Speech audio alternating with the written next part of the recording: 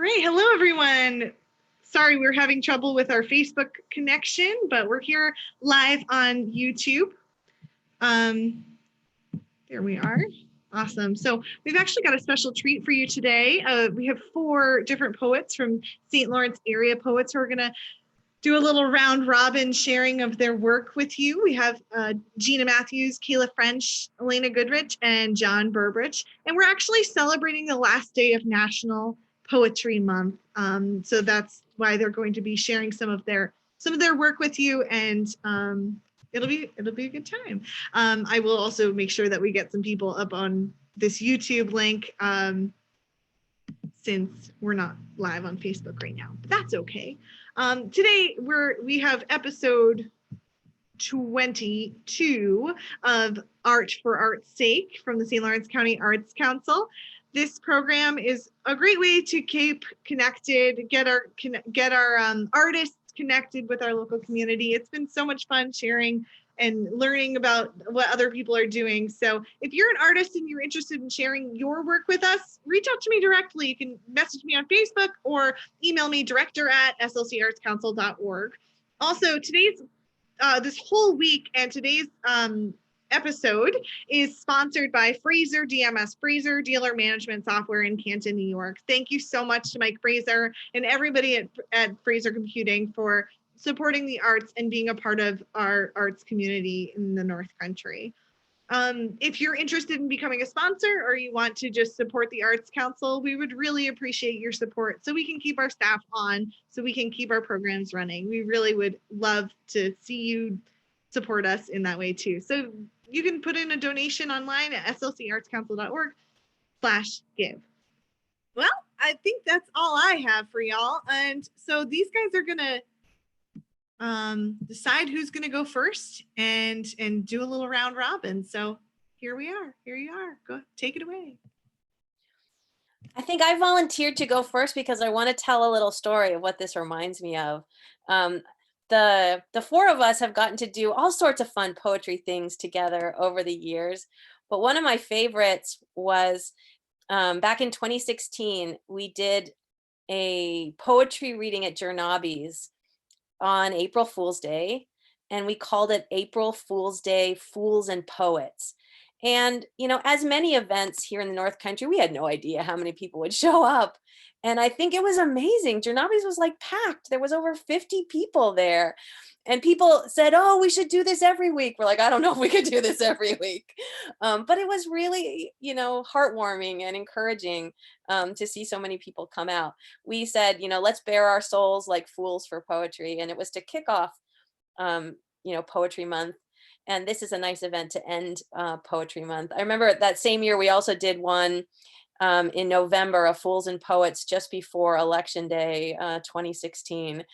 We said we were going to bare our souls for poetry and then go and vote like only the foolishly optimistic can. And we know how, anyway, here we are for the last day of Poetry Month. Okay, I'm gonna read to start out 2 brand new pieces inspired by all of what we're going through. One a little happier than the other, I think, but here we go. The first one is called Quarantine. If later, gasping for breath, I realize it was you. You brought it home from the post office, or maybe the grocery store, or that time I told you we didn't need to go out for those screws to tighten the cabinet, or when you didn't let the mail sit unopened for 3 whole days. Or when you put the milk in the fridge without wiping the outside with Lysol. When you used splashless bleach, which honestly is hard for even me to believe isn't actually disinfecting after all. If later, gasping for breath, I am sure it was you. You brought this home. I could have been perfectly safe without you. I would still do it all over again. I would grab you tight and breathe in your breath. When you can't imagine it any other way, how can there be any regret? Okay, Quarantine. I don't know if that one's a happy one or not, but this one is not a particularly happy one. This is an angry one. It's called Aren't Companies People Too? You didn't have 6-month savings put away to weather this storm? Single mom, how irresponsible can you be? Post office, tough shit. Airline, that is so unfair. We will be there to help you in your time of need. Let companies have the right to speak. They need their own country where they can vote, where they aren't just second-class citizens to the meat folk. Let the states go bankrupt. We can be the United Corporations of America. Corporate personhood, corporate suffrage, corporatism, they have been oppressed for too long, made to unfairly serve the needs of flesh and blood. Corporate taxes have oppressed our corporate brethren. Let them rise up and slough off the bonds of their oppression. We finally have a government that feels their pain. Aren't corporations people too? They could be the citizens of a new country, the only people left in We the People. Greedy oxygen breathers could finally be just cattle, interchangeable, replaceable parts. Even the best humans, the ones they call heroes, could be expendable. Doctors and nurses in a pandemic, who needs them just dragging out the inevitable? Sacrifice the weak, sacrifice anyone who dares to stand up for the weak. Keep only enough of them to serve us, to serve meat at the corporate dinner table each night. How could the meat folk even complain? They have done it to each other so many times. Survival of the fittest, progress, slave labor, sweatshops, indigenous folks who woke up to find they weren't full citizens of their own land anymore. Government of the people, by the people, for the people need not perish from the earth. We just need to redefine who the people are. Aren't companies people too? And I will pass it to Kayla. Hey y'all, thanks Jeanna for all that. That was nice. I'm gonna kick my little bit off with a apocalyptic poem as well. I wrote this a few days ago, sort of thinking about, life now is divided, right? There's before and there's during, and at some point there will be after. And so I was like thinking about that as we're in the during, and we don't know what the after is, but reflecting on how during and before are very, very different. So this piece is called The Passage of Time in the During. Time is the greatest abstraction. It is not fit for poetry to say time means nothing. We say instead, one day I woke up and my kid was talking, or when did he get so tall? We say, it feels like centuries since I last saw you, or has it really been that long? We have measured the passage of time in things we have missed. 1,101 hours and 41 minutes. This is time I did not have in the before. This is time pulled back from the ether that would have been tossed without pause, without thinking, like a shirt worn, believing we always need a fresh one, or a crumpled wad of toilet paper, the value of which we never could have predicted. I did it so fast. This thing we call living, always here, needing to go there, doing this, needing to do that. And there were people, their faces blurred as I spiraled past. I have gained 1,101 hours and 41 minutes. I have measured the passage of time during, in the break of earth, then stem, bud, then flower blooming, in bread dough rising. The grass has turned green, the goldfinches bright yellow. I saw it happen? There are people. I never noticed before how many people. They have faces.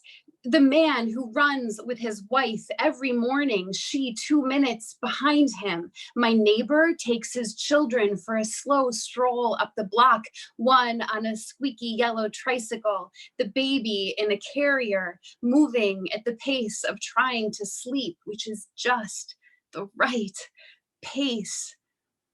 There is joy in seeing a human face, joy, even from 6 feet away or in granulated video, electric joy. I try to recall that kind of joy from the before. I am not amazed that my sons are taller or more articulate. I have not missed a breath in 1,101 hours and 41 minutes. So, that piece. The next one that I'm going to read, I wrote a while ago, and this is pretty outside of my typical style of writing. I wrote this in 2015, I think. And I don't really know what was going on in my brain when I wrote it, but it's a little atypical for me, but I'm going to share it with you. It's called A Love Story. Love story. Her roots sunk deep in the earth where the river flowed, safe and cool. One day the warmth on her leaves and boughs spread to the place where she began and ended. She stretched her limbs skyward, each leaf turning toward the source. She had found the sun, warm and glowing, cradled by the soft blue of sky. She fell in love with that sun. Every morning she would turn her entire length to the east as the sun arrived on a chariot of color, and each day she would stretch her entire length skyward, open, and each evening roots clinging deep into earth, holding her in place as the planet rolled through space, rolled away from her love. She could see behind her the pinks and oranges he painted the sky. And as the earth rolled away from her love, her leaves turned downward, boughs hung heavy. She wept stars across the blackness. The river frigid, no longer protective, but imprisoning. The earth continued to roll, that cold, fickle lunar orb, black faded to cobalt, to gray, and she would stretch eastward, her boughs open, ready for embrace. They would trace the sky patiently until the west. Cool, I'm gonna call out John. Okay, am I demuted now? Yes, okay. Okay, I'm not used to this. All right, thank you, Kayla and Jeanna, thank you for that modest proposal at the end. Okay, people familiar with ancient Greek literature might know who Cassandra is. Also Greek mythology. This is Cassandra briefly was a prophet. She could tell the future, but no one believed her. And she was always right, but it was always bad because no one believed her. Okay, this is anti-Cassandra. You remember her, the hot babe brought back from Troy by Agamemnon, Hector's sister, cursed by Apollo, believed by no one, yet she always knew which way the coin would fall, or the knife, according to the situation. Yet, what of the one who invariably picks the wrong horse, bets on the losing team, and whose checkout line at the bank, grocery store, or post office will inevitably be clogged by long delays? If she wears a raincoat, the sun will shine, but when she selects a sundress, black clouds amass. Cursed or blessed by some god, they all believe her and follow like good sheep to either deliverance or slaughter. It's so hard to tell until you're in the middle of it, and then it's too late. You'll end up a wool sweater or boiled mutton chop. So keep your own counsel. Follow neither fool nor sage, 'cause it's so hard to tell. Make your own way, blast your own path through the woods. And herewith, I issue a prophecy. This poem will end now. Okay, and this one is called Begin Again.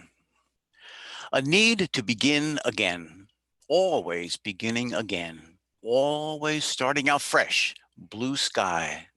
White clouds pillow the horizon, a wind tugs eagerly at the sails. God damn other people's alarm clocks, waking me up when I need to dream and interrupting me when I'm trying to think, reminding me that others have lives and tasks and dreams. The old dog snuffles in her dream. Her clocks are internal. But of what is she dreaming? Her task is to sleep and eat, mostly sleep, and run around like a puppy once in a while. Now she growls in slumber. People cry out in slumber, dreaming of tasks, obstacles, clocks, dogs, giant dogs with teeth like sharpened clubs, drooling and snarling, insane dogs stalking the people at night, where they lay defenseless, curled up like old socks, eyes shut tight, dreams seeping through the eyelids. They need their dreams and their nightmares so they can wake up and feel the tug of the wind, see the blue, and begin again. Thank you. And now I'll pass it along to Alaina. Right. So good. Thank you so much, John and Kayla and Jeanna, as always. So good. And thank you, Maggie, for putting this on. I also have, like Kayla and Jeanna, a poem in response to the times that I wrote yesterday. It's called The Chrysalis. These are unprecedented times, says every insect in the chrysalis. The cocoon, uncertainty, and discomfort are made for transformations. Humanity has fully played its caterpillar stage, those greedy little munchers, always wanting more of the green stuff. But you can't blame them. It's their nature. I look to the chrysalis. It's not much to look at. It's rather ugly, but that is where the magic happens. How do you do it? I ask her. Be still, she whispers, and surrender. What are we becoming? I'm like a kid on Christmas Eve. It was always my favorite part, the anticipation, but so hard to sleep. So I am daydreaming of a new normal where you can look at everyone like you love them, because you do, and they don't think you want to date.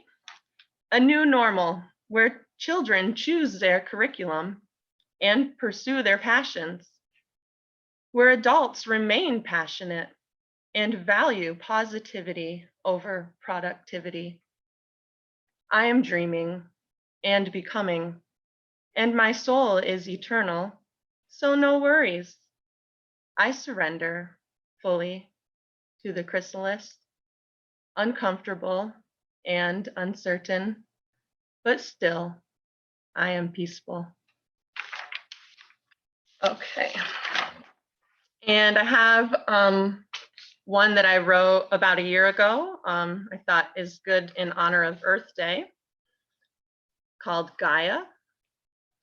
I love exploring you, nestled in your patchwork quilt of greens. I close my eyes and see the window you come in like a child, unrestrained, pure, dripping of the elements, wide-eyed. You allure me to your shores, where you've pulled back the blanket, glistening and wild. We shiver, caressed by the same wind. Waves of light reflect off of you, a great mirror. I look in and see energy rippling. I could collapse in the beauty of it all and float away. I actually wrote that on a plane that I was flying from Messina to Boston to see a best friend. Back when it was the tiny little, scare, what did they call it? Something about a scare plane, the tiny little puddle jumpers, and looking out and just imagining the earth from a different perspective. And it was just so beautiful the way the sun was hitting it, and that inspired it. Because mine are short, I think you won't mind if I do another quick one for Earth Day. Also, one thing I've loved about this time is that it seems a lot of people are getting excited to garden, and more people than normal will do gardens. And this is my thoughts thinking back to all the years I gardened with both of my grandmothers. And I wrote this when I was gardening last summer. Grandma in my garden. My hands, young and soft and strong, run over her wrinkles, pulling stray strands of wisdom in unsightly places. Oh, grandmother, I hear your whisper. You are my sunshine. And I am 5 again, rocking, content, my only sunshine. And I am 7 in your best climbing tree. You make me happy. I am 10, playing tiddlywinks when skies are gray. 12, burying Papa. You'll never know, dear. 13, cleaning Colorado. How much I love you. 26, you are my golden ray of sunshine, you say. So please don't take my sunshine away. And I am 32, back in this garden, working the earth the way we always did, pulling weeds, wisdom, and the breeze blowing across the ages. And I can remember still my grandmother singing that song to me when I was just really young. That's it. So I guess I'm going to pass back to Jeanna.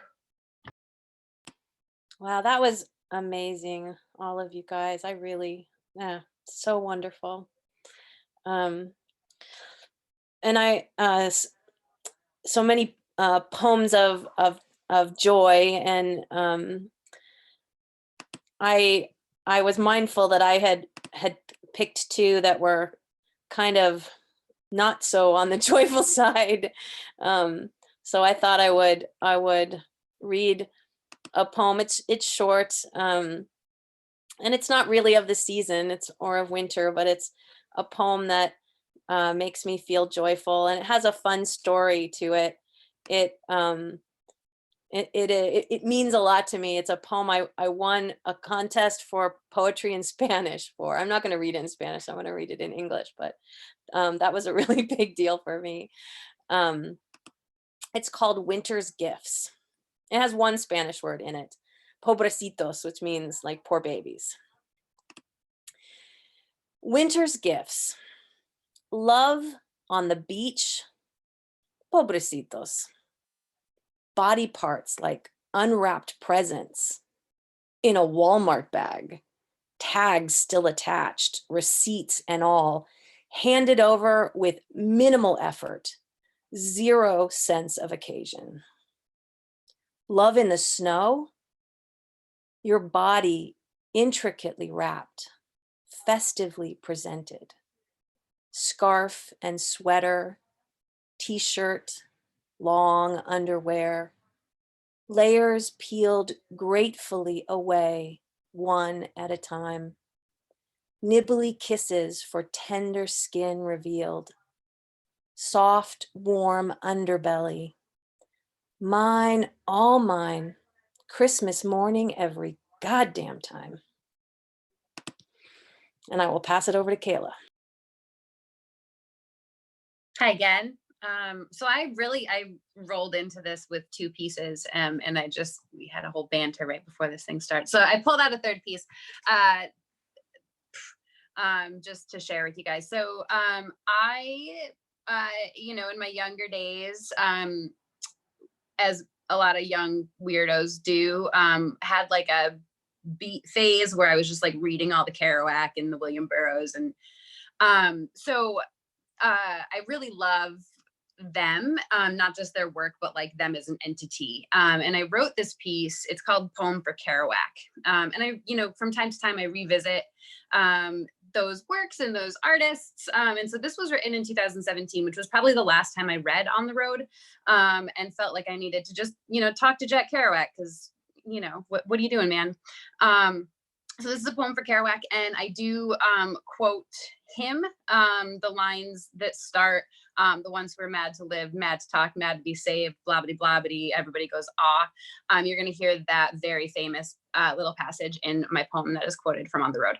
So this is Poem for Kerouac.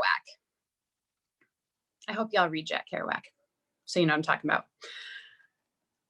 I find Neil Cassidy insulting, but I love him. And I know why you chased him across plains and mountains and cities. He was a lost boy running from his past, hoping to find his past in the future, running away, but always seemed to be running too. Every boy needs a mother to love him and tussle his hair and clean up scraped knees. He was trying to return to the womb, pounding at the entrance to the source, but a mother cannot be a woman with ecstasy between her thighs, so he had to leave each time.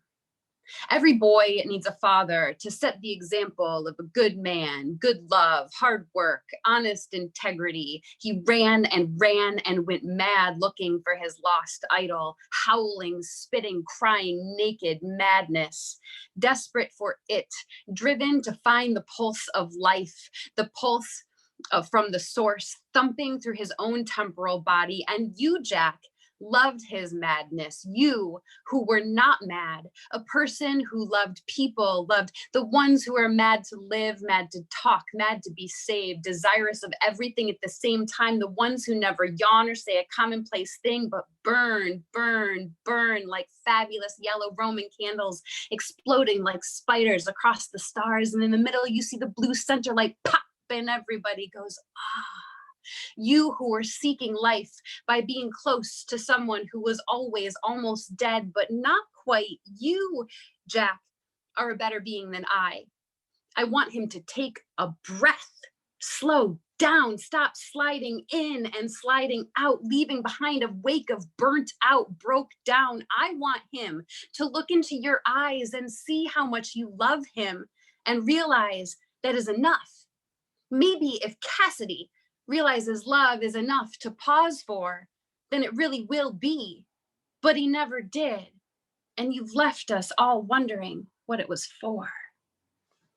Cool. Back to John. Thank you, Kayla. Wow. Yeah, I like those guys. I do. All right. I like Kerouac's haiku, if you're into that. It's really, really, really there. Okay, so now, okay, out of you guys, if you like chocolate, nod your head. Okay, I got a few nods there. So let's read one about chocolate. Chocolate defined. It's a candy, a delectable confection from an old Mesoamerican word meaning roughly delirium ingested from a cacao seed on a full moon night when the desert air is sweet and fragrant and the spears are sated and bloody tipped from good hunting. It's a noun, dark or white, but mostly dark, dark. The color of a little sin. Some would say delicious, secret. Addictive, the precise color of the night. So dark and sweet you cannot live without it. When just a little bite means the whole world, a taste for eternity and the universe. It's a medical wonder, a shortcut across the brain, raider of endorphin city, releasing every pleasure and treasure, stored in the world's hoard, locked away since the beginning of time. Open the box, out with it, out with it. And there it is, a tiny, solid mass of midnight. A wonder to behold, a glory to inhale, running thy tongue over its brown skin, a prophecy of delights to come. And then pop it in thy mouth, Be still, still, my beating heart. It's kind of like that, isn't it, when you eat chocolate? Yeah, okay. I'll do another one. This one, well, how about this? This is for you philosophy majors out there. It's a quickie. It's called The Wedding. Horns blare at the wedding of Thesis and Antithesis, the Reverend Hegel presiding. Thesis looks great in his black frock and top hat, while Antithesis is lovely in her laces and silks. A persistent rumor indicates that in 8 months they'll be expecting a little synthesis. Okay, this is Sunday Night Out. Echoing thunder rolls down the valley. Kids look up. Old people smile and mutter, God's bowling. I think about that. The heavenly lanes, country harp on the jukebox, the long white beard, the old gray eyes, a never empty bottle of St. Peter's wicked ale. A lucky strike, no filter, that never burns down. Street corner angels waiting outside. God's right arm is a blur. Like it was shot out of a cannon, the white ball never strays near the gutter. Hooks in a murderous sweeping curve down the lanes of infinity and obliterates all 10 pins every time. The lights are low when God leaves. The music is off. Gabriel is sweeping up. Michael scrapes gum off the bottom of his boot, and the swish is flicked on, the curving neon rainbow, announcing another perfect score. Gray rain washes away the tedium of perfect game after perfect game after perfect game after perfect game. Okay, so I'll pass things along to Alaina.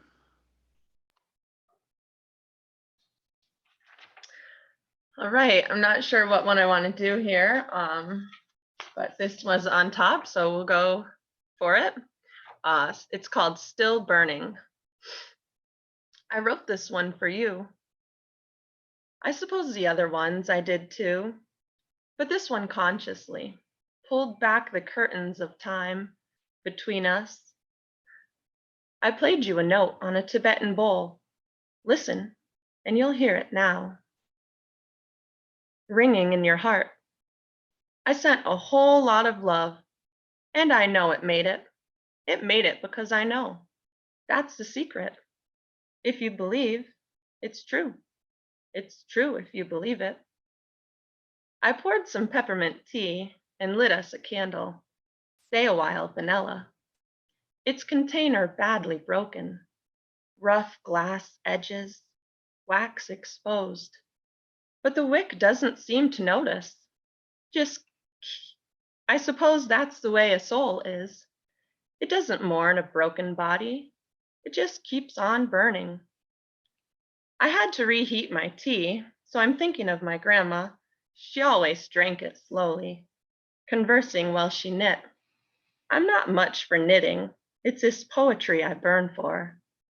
Soul seeking, heart speaking, that keeps me alive. What I'd like to leave behind. I still have a lot to learn, obviously. Thankfully, I enjoy the burning for freedom, wilderness, the wonder of it all. When I do finally go out, it won't be for lack of fuel. I hope you're burning too, whether in pain or pleasure, fully engulfed, a fervor for life. I don't mind the pain. It makes me feel alive. But I do prefer the pleasure. We are on a trip around the sun. Baby, let's burn together. So I'm not sure what we've got for time here. I'll pass it over to Maggie to figure that out. Yeah, this has been so awesome. You guys are wonderful. I know that we wanted to talk about one other, I'm like looking at your pictures above because my camera's weird anyway. Anyway, I wonder if we wanted to have a little chat about asynchronous art as we get going, like as we finish up, because this is kind of a cool idea that Jeanna's been really spearheading. And what do you think? You want to talk about that for a moment? I'd love to, if you guys are up for it. I'm gonna put you in gallery view so we can see all of you on the video. Oh, that would be fun. So behave yourself because they're all looking at you now. Exactly. They're now all looking. And I'm going to turn my video off. No, I'm just kidding. So Maggie and I, and also Lisa Propst, a friend from Clarkson, and and other folks we've been talking to and trying to get excited, have been thinking about the idea of asynchronous art in this time of coronavirus. How about love and art in the time of coronavirus? There's that love in the times of cholera, right? So the idea is we're just like we're in, like, I think becoming more aware of local food. I think we're also becoming more aware of local art, and the St. Lawrence Arts Council is helping us do that, right? We don't need to import it all. We've got a lot going on right here. A lot of beautiful faces to look at when they're not blurring, as Kayla said. Think how cool it could be to allow us to experience the same art, but kind of time shifted. So let me give you some ideas how this might play out. And I hope you have many other ideas. So murals or outdoor sculptures are a perfect example of this. They're somewhere and people go visit them and they experience the art. But it could be many more examples of that. Someone could go and play music at the gazebo in Ives Park and then encourage people to go to that same spot by themselves and listen to it. Or you could take beautiful pictures at a place and encourage people to visit it. Or you could dance a dance in a place and then encourage people to try it there themselves. Maybe take some funny videos. I'm sure you've seen those funny videos of people recreating dances of other people. Just ways to experience the same thing. Maybe ways to like leave little markers. You can make a little, pile of pebbles that you've been there, or you could of course take selfies that you did it, or respond to the art online. And I wonder, we also had the idea that if local artists have a project, I think I could do that. And like for my time and materials, I think I would need $300 to do that. Maybe we could, raise a little money for that. Anyway, I can just imagine a lot of possibility. We brought this up at some of the other Art for Art's Sake episodes. Yeah. And people had ideas about like a game called the Exquisite Corpse, where you'd like draw a partial picture and then you just show someone like the last two places where the pencil was on the paper at the crease, and then they have to pick up the picture from there. I don't know. What do you guys think? Do you guys have any ideas for asynchronous art? Does that resonate with you at all? Or can you imagine a realization of it that might be different? I have to think about that one. Fair enough. I have to monitor my reaction. Because we're live, I say we go for it. Oh yeah. We're going to get some more information up on the slcartscouncil.org website. Jeanna's put together a whole document, and then we'll try to get some forums up so people can start thinking about this. With the what did you say it was Exquisite Corpse? It could also be a storytelling or poet or even poetry writing thing where it's like you write a page or a stanza or whatever it is, and then you get the last line and then you continue from there. That could be a really fun little project to do. It can all be done virtually, but we want to help facilitate that, and we're really excited to be working with Jeanna and Lisa and a whole bunch of other people who have expressed interest in this idea. So keep it in the backs of your minds, and like let's see how we can grow this project. Awesome. Cool.